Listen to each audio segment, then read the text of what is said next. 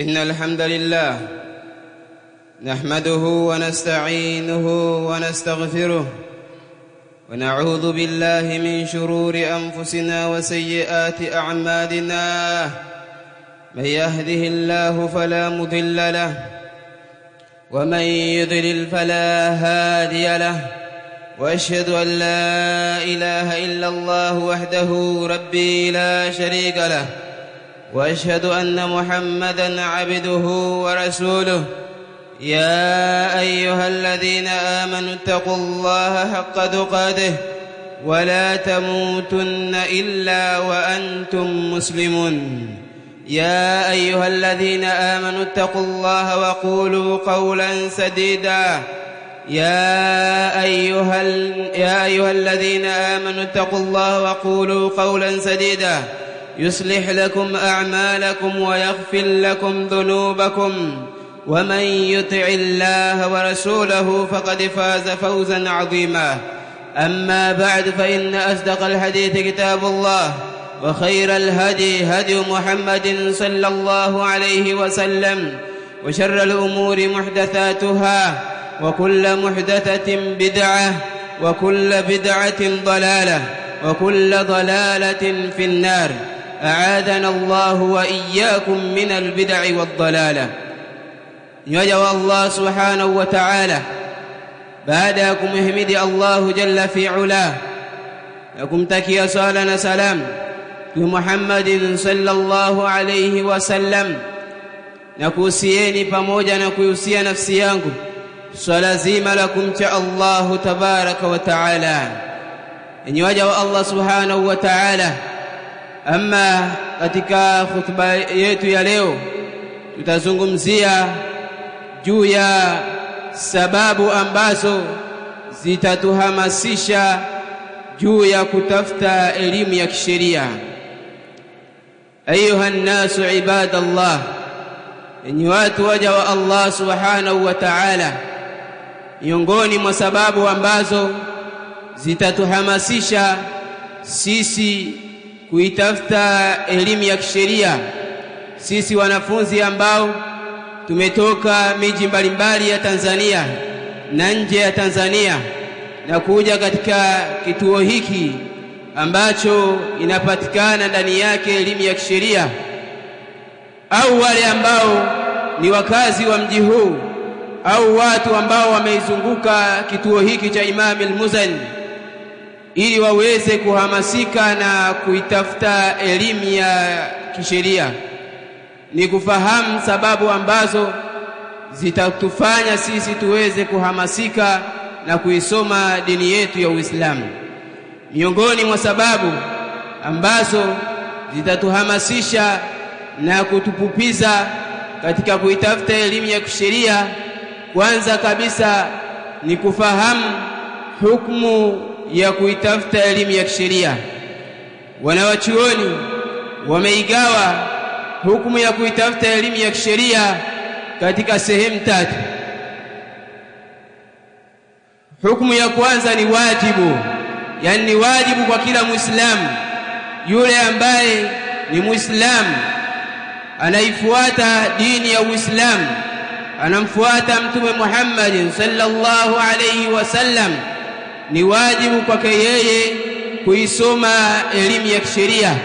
Na hiyo ni kwa yale ambayo ameyasema Mtume Muhammad sallallahu alayhi wasallam, talabul ilmi fariidatun ala kulli muslimin, kuitafuta elimu, kuisoma dini ni wajibu kwa kila Muislamu. Miongoni mwa elimu ambazo ni wajibu kwa kila Muislamu kujifunza ni kama vile misingi ya imani na vile ambavyo vinaichengua misingi ya imani, lakini pia kufahamu nguzo za Uislamu. Lazima wewe Muislamu ufahamu nguzo za Uislamu ambazo ni 5, lakini pia ufahamu masharti yake, kama vile kufahamu maana la ilaha illa Allah Muhammadur Rasulullah wa shurutuha, na masharti yake, wama yunaqiduha, na yale ambayo yanaiharibu la ilaha illa Allah, ili uyafahamu usije ukayafanya ukajikuta unatoka katika dini yako ya Uislamu. wa ilmu at-tahara. Ni wajibu kwa kila Muislamu ajifunze namna ya kujisafisha, imma kushika udhu kwa ajili ya swala au kuoga janaba, namna sheria ya Allah tabaraka wa taala ilivyoelekeza. Au kwa wanawake ni lazima kwa wao wajifunze namna ya kujisafisha pale wanapotoka katika siku zao. Sheria ya Allah tabaraka wa taala imeelekeza namna ya kujisafisha, namna ya kujitaharisha. Ni wajibu kwa kila Muislamu wa kiume na wa kike kuitafuta elimu ya kisheria, vile vile kujifunza Muislamu swala yake, kwa sababu Allah tabaraka wa taala ametuamrisha kuswali. Ni wajibu wewe Muislamu ujifunze swala, ujifunze masharti ya swala, ujifunze nguzo za swala, ujifunze vile ambavyo vinaiharibu swala, ili ukiwa unaswali uweze kujua kwamba hii ni nguzo, sitakiwi kuiangusha. Uweze kujua kwamba hii ni sharti la swala, sitakiwi kuliangusha, ili uweze kumwabudu Allah tabaraka wa taala ala ilmin wa basira. Wakadhalika yajibu taallumu ahkam al-buyu' liman yabi'u wa yashtari. Vile vile ni wajibu kwa kujifunza, ni wajibu kusoma ahkam za biashara kwa yule ambaye anauza na kununua. Bila shaka kila Muislamu, hakuna Muislamu ambaye hanunui, hakuna Muislamu ambaye auzi. Ikiwa auuzi au una biashara, basi lazima utaenda kununua. Kwa lazima wewe Muislamu utenge muda wako, maadamu wewe unajua kwamba lazima utanunua, lazima utauza, lazima ujifunze biashara, kwa sababu Allah tabaraka wa taala na mtume wake wameweka sheria katika biashara. Kwa lazima ujifunze sheria hizo ili uweze kufanya biashara, usije ukafanya biashara ya haram, usije ukauza vitu ambavyo ni haramu kuuza, au ukafanya miamala ambayo ni haramu. Kwa hiyo wenye Waislamu, kwa haya ambayo tumeyataja, tunaona kwamba hana nafasi Muislamu yeyote kubaki na kuridhika hali ya kuwa ni mjinga, kubaki na kuridhika hali ya kuwa hajui na bado anajinasibisha na dini ya Uislamu. Anasema Imam Shafi'i rahimahullah, fasadun kabirun alimun mutahaddiqun wa akbaru minhu jahilun mutanassikun. Al-Imam Shafi'i, Allah tabaraka wa taala amrehemu, anasema ni ufisadi uliokuwa mkubwa mwanawachuoni, mtu mwenye elimu akawa anachupa mipaka ya Allah tabaraka wa taala. Ana elimu akawa anafanya yale ambayo ameharamisha Allah tabaraka wa taala. Ana elimu lakini akawa anazusha katika dini ya Allah tabaraka wa taala. Wa akbaru minhu, na kubwa ufisadi mkubwa, uharibifu mkubwa kuliko huo, jahilun mutanassikun, ni mjinga ambaye anafanya ibada, anamwabudu Allah tabaraka wa taala pasina ya kuwa na elimu. Kila siku anaingia msikitini, anaswali swala 5, lakini hajui nguzo za swala, hajui masharti ya swala. Utamkuta anaangusha nguzo katika swala bila ya yeye kujua. Hayo yote ni madhara ya kutoisoma dini yake, madhara ya kutojifunza ibada ambazo ameamrishwa na Allah tabaraka wa taala. Ayuha nasu ibadallah, na miongoni mwa mambo ambayo yatatukupiza sisi ambao tumetoka katika miji mbalimbali na kukusudia kuikusanya elimu ya kisheria ni kufahamu ya kwamba hii elimu ya kisheria, kujifunza dini ya Uislamu, kujifunza sheria za Allah tabaraka wa taala, ni inamnyanyua mtu ambaye atajifunza dini hii ya Uislamu. Wa hadhihi min athimari alajila fi dunya, na haya ni matunda ambayo yanapatikana duniani. Angalieni kwa wale ambao wametangulia kusoma, namna wanavyorudi katika majumba yao, wanavyorudi katika miji yao, utawakuta watu wanawanyenyekea, utawakuta watu wanawatanguliza mbele, si kwa sababu ya mali, si kwa sababu ni wafanya biashara hodari, ni kwa sababu ya ilmu ambayo wameibeba. Wametoka na kwenda kuitafuta ilmu, wakirudi katika miji yao basi wanakuwa ni wenye kuheshimiwa.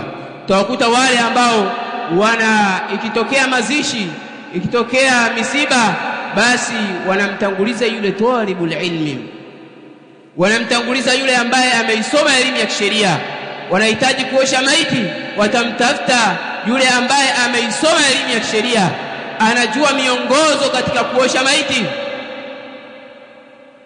Kwa hiyo yenye waja wa Allah tabaraka wa taala, hivyo ndivyo elimu ya kisheria ambavyo inamfanya mtu anakuwa mtukufu, anakuwa ni mwenye kutukuzwa hapa duniani.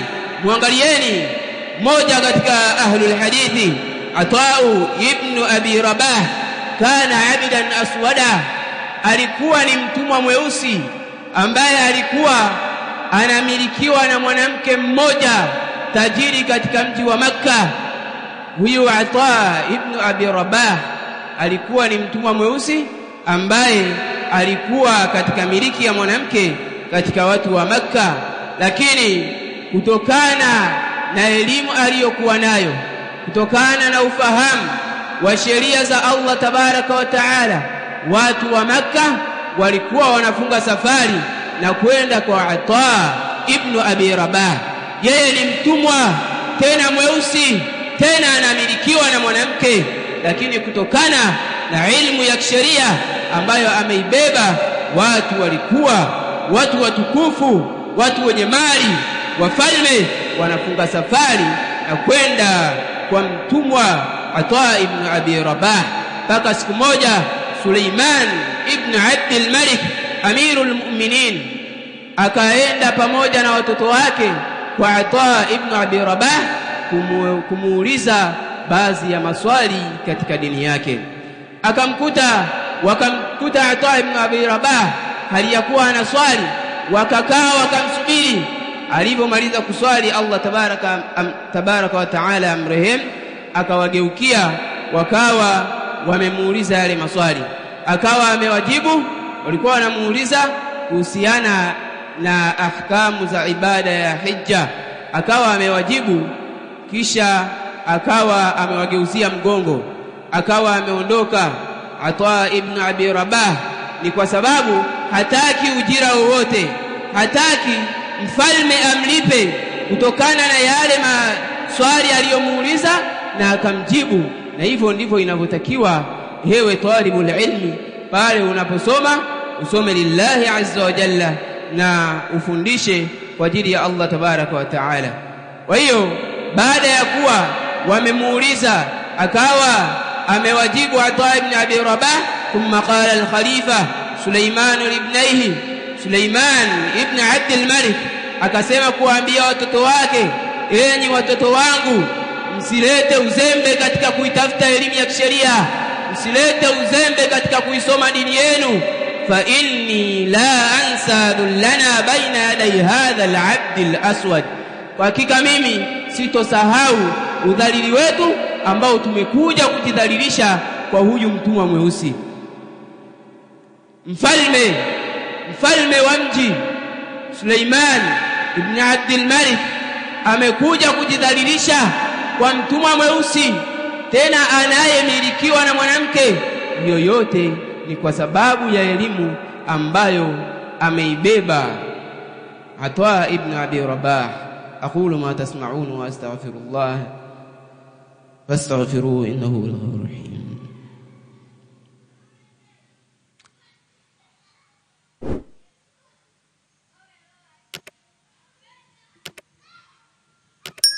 Alhamdulillahi rabbil alamin, wassalatu wassalamu ala rasulillah wa ala alihi wa ashabihi wa sallama tasliman kathira.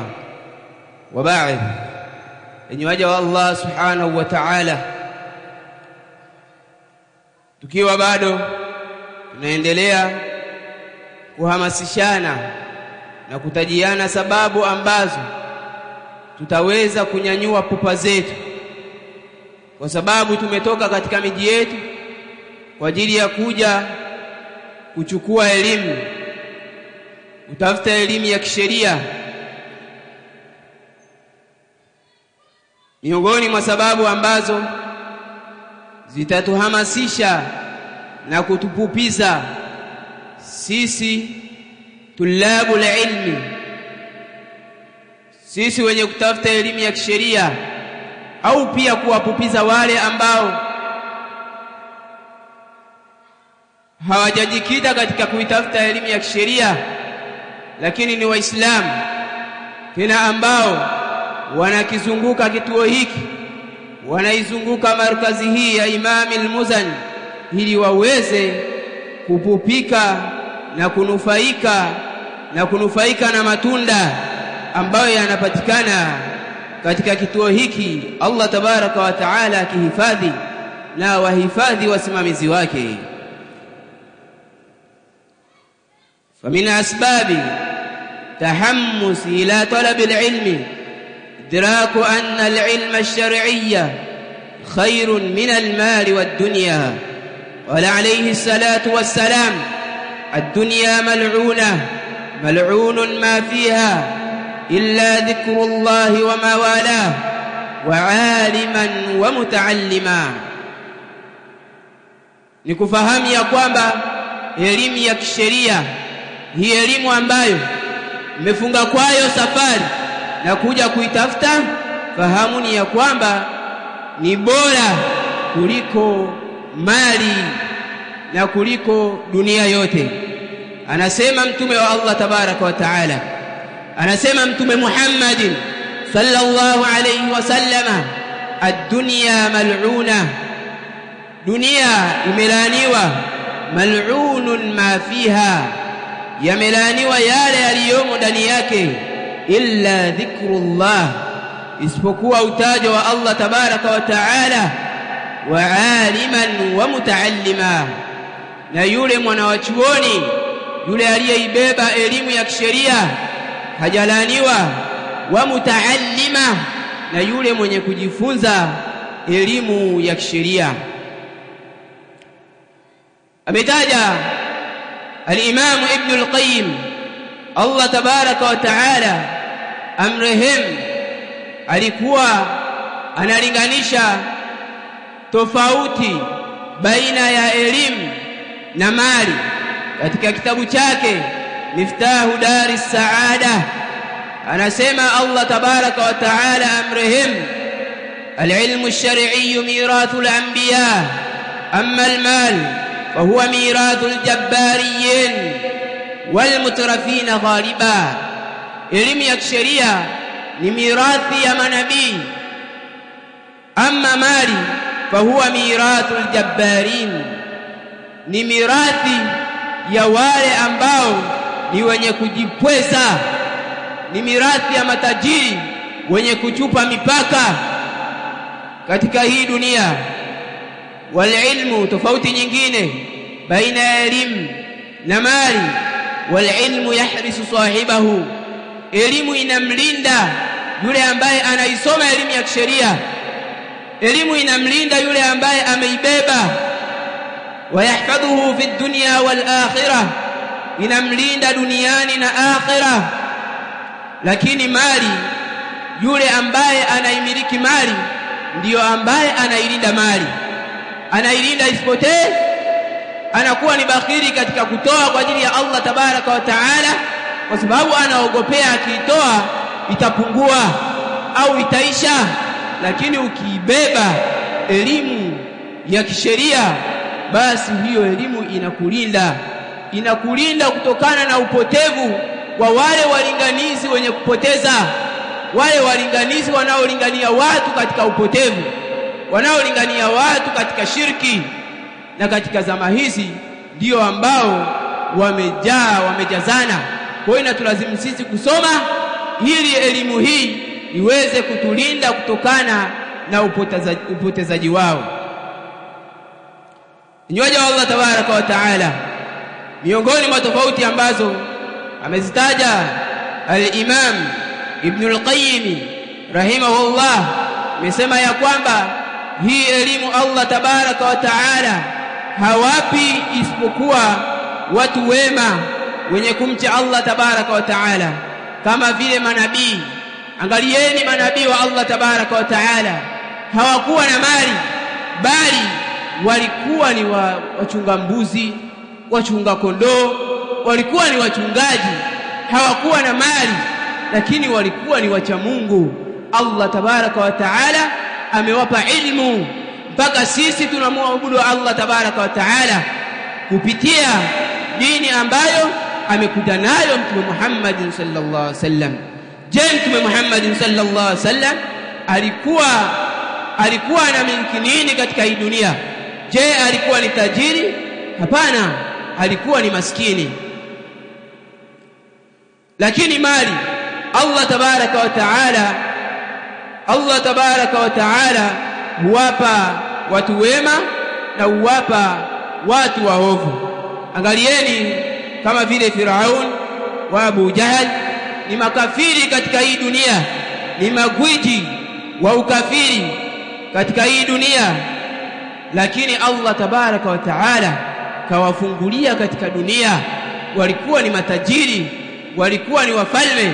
Kwa hiyo mali Allah tabaraka wa taala anampa wale, anampa mtu mwema na anampa mtu muovu, lakini elimu ya kisheria anampa mtu mwema.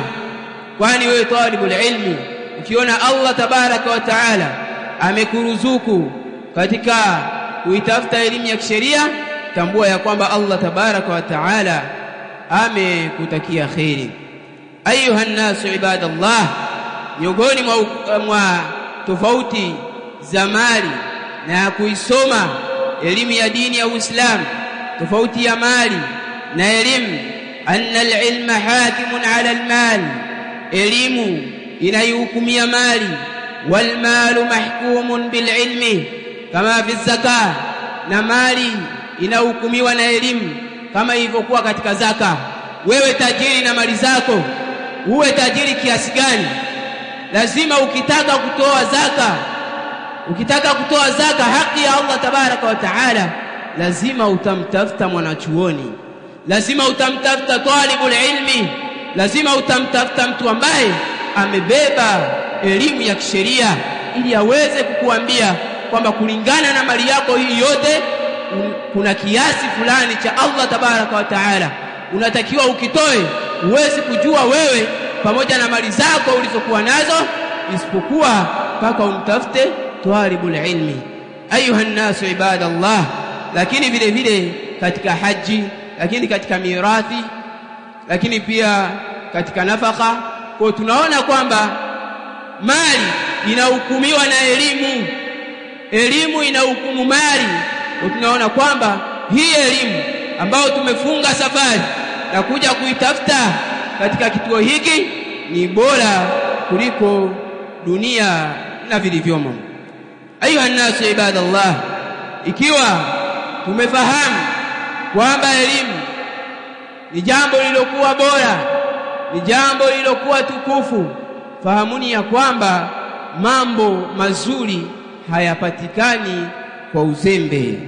Qala Ibn al-Jawzi rahimahullah, innal ilma lamma kana ashrafa al-ashya, elimu ilipokuwa ni bora kuliko vitu vyote, lam yuhsalu illa bitabi, haipatikani hii elimu isipokuwa kwa tabu, isipokuwa kwa kuhangaika, isipokuwa kwa kujichosha, isipokuwa kwa kujitahidi na kuacha usingizi, wasahari na kukesha, watikrar na kurejea. Ukiwa unahifadhi hadithi, unahifadhi Qur'an, unarejea mara nyingi. Na ndivyo salafu salih, wema waliotutangulia katika njia hii ambao tunapita leo hii, ndivyo walivyokuwa wakiitafuta hii elimu ya kisheria, kwa kujichosha, kwa kutaabika, wa hajrul ladhati waraha, na kuyahama yale mambo mazuri, mambo matamu, kama vile kuhama miji yenu. Wapo watu wanatoka katika familia za kitajiri, watu walikuwa wanakula milo ambayo haipatikani katika vituo ambavyo vinapatikana elimu ya kisheria, lakini wakahama katika miji yao, wakafunga safari na kuyahama yale yaliyokuwa mazuri, wakaja katika kituo cha kuitafuta elimu. Kwa hiyo enyi watukufu Waislamu, enyi tulabul ilmi ash-shar'i, tambueni ya kwamba hii elimu ya kisheria ni bora kuliko vitu vyote, na vitu vizuri havipatikani isipokuwa kwa tabu. Tuache usingizi, tuache kulala, tupunguze kulala ili tuweze kuipata hili jambo ambalo tumeambiwa na Mtume Muhammad sallallahu alaihi wasallama kwamba ni bora kuliko dunia na vilivyomo.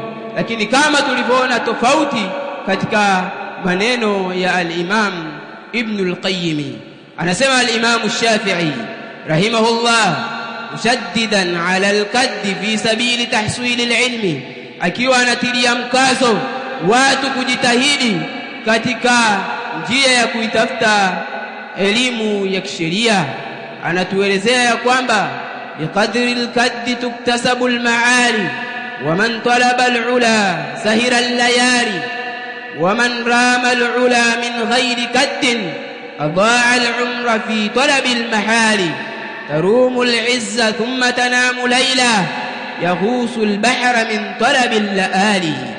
Al-Imam Shafi'i rahimahullah anasema ya kwamba biqadri al-kaddi tuktasabu al-maali, kwa kadri ya jitihada ndivyo utakavyoyapata mambo ya juu. Kwa kadri utakavyojitahidi ndivyo utakavyoyapata mambo yaliyokuwa matukufu. Kama yule mfanyabiashara anayetaka mali zilizokuwa nyingi, anayetaka kuwa tajiri, namna anavyotoa juhudi na kuongeza mtaji ili yapate mali iliyokuwa nyingi. Biqadri al-kaddi, kwa kadri ya juhudi tuktasabu al-maali wa man talaba al-ula, na mwenye kutafuta jambo la juu, mwenye kutafuta utukufu, mwenye kutafuta jambo lililokuwa bora, sahira al-layali, anakesha usiku halali, hana starehe. Mtu mwenye kutafuta mambo yaliyokuwa mazuri. Wa man rama al-ula, na yule anayetaka mambo yaliyokuwa mazuri, anayetaka elimu ya kisheria ambayo ni miongoni mwa mambo yaliyokuwa juu, min ghairi kaddin, bila ya kutoa jitihada, adaa al-umra fi talab al-mahali, adaa al-umra fi talab al-muhali, atapoteza umri wake katika kutafuta jambo lisilowezekana. Kwa hiyo wewe ikiwa umetoka katika mji wako, umeacha vitanda vizuri, umewaacha wazazi wako, umewahama ndugu zako, umekuja katika markazi hii ya Imam al-Muzani, umekusudia kuja kuitafuta elimu ya kisheria ambayo ni miongoni mwa mambo matukufu katika hii dunia, lakini katika akhira ikiwa hautotoa juhudi zako, basi utaondoka kama ulivyokuja. Utaondoka hali ya kuwa ni mtupu. Usipotoa juhudi na kuacha michezo na kuacha kuzunguka na kuacha kulandalanda mitaani na ukaacha kupunguza usingizi, basi tambua ya kwamba utapoteza umri wako. Tutakuhesabia umri kwamba alikuja akakaa katika markazi hii miaka 6, alikuja akakaa miaka 5. Kwa hiyo lazima utoe jitihada ili usije ukapoteza umri wako.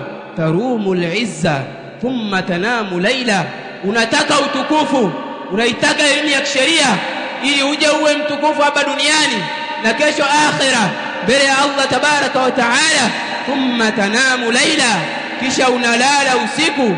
Yaghusu al-bahra man talaba al-laali, anazama baharini yule anayetafuta madini ya lulu, anazama baharini yule anayetafuta madini ya thamani. Kwa madamu tumeshakuja katika hii chemchemi ya ilmu, basi tutoe juhudi zetu pupa tuweze kuyatafuta na kuyapata yale ambayo tumeyakusudia kuja kuyachota katika chemchemi hii ya ilmu. Enyi waja wa Allah tabaraka wa taala, katika yale ambayo tumeyazungumza, tunaona ya kwamba hakuna Muislamu yeyote mwenye nafasi ya kubaki aliyakuwa hajui, wakati huo anatambua ya kwamba analazimika kumwabudu Allah tabaraka wa taala.